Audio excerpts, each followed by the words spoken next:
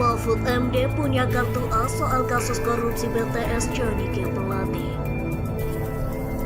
Itu berlangsung sejak tahun 2006 sampai tahun 2019 berjalan bagus. Baru muncul masalah sejak tahun anggaran 2020 ya, yaitu ketika proyek senilai 2,28 sekian triliun itu dicairkan dulu sebesar 10, sekian triliun pada tahun 2020-2021. Padahal uangnya ini sudah keluar tahun 2020-2021.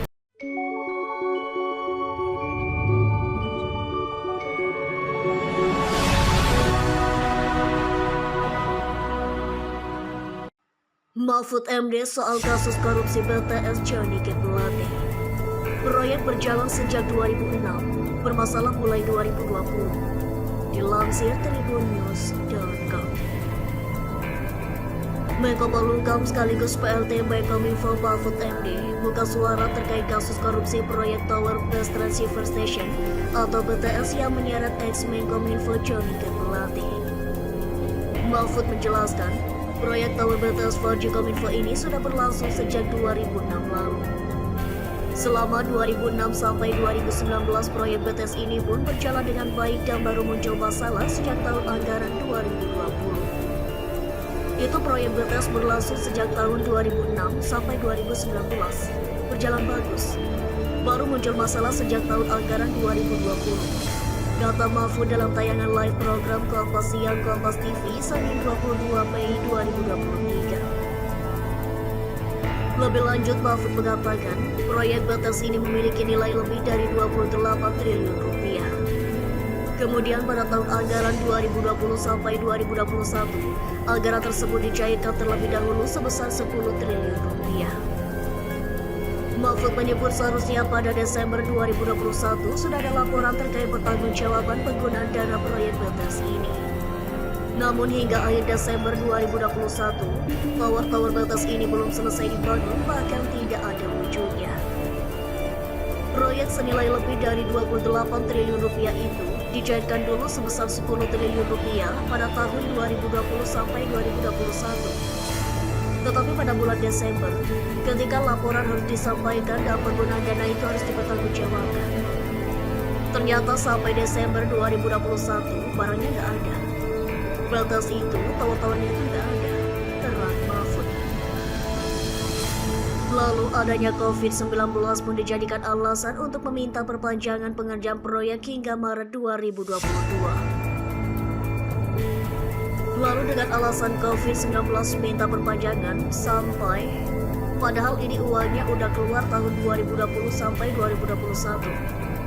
Minta perpanjangan sampai Maret 2022. Padahal itu seharusnya tidak boleh secara hukum, tapi diperpanjang sampai bulan Maret. Ibu Mahfud. Hingga akhirnya dilaporkan terdapat 1.100 tower BTS yang telah dibangun. Sementara total target pembangunan tower BTS ini sebanyak 4.200 tower. Setelah diperiksa melalui satelit Jumat, jumlah tower yang ada hanya sebanyak 958 tower.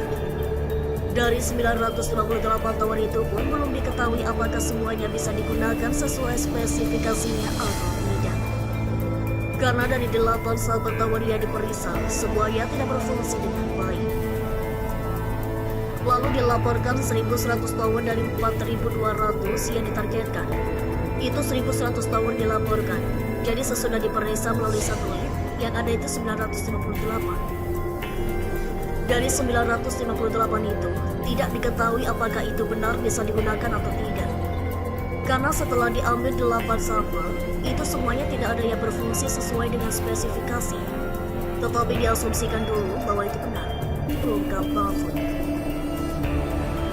Warnanya nilai 958 tower yang telah dibangun itu hanya sekitar 2,1 triliun rupiah saja, padahal anggaran yang telah dicairkan mencapai 10 triliun rupiah lebih.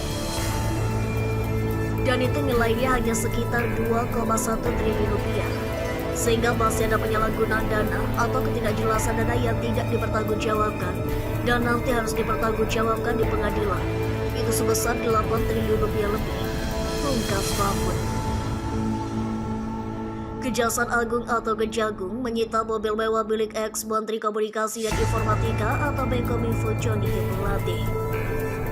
Penyitaan mobil mewah itu dilakukan setelah Plate ditetapkan sebagai tersangka kasus rasuah Menara Best Transceiver Station atau BTS.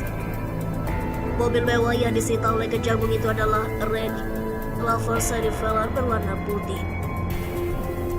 Diketahui mobil pabrikan Inggris itu dijual di pasaran mulai dari 2 miliar rupiah.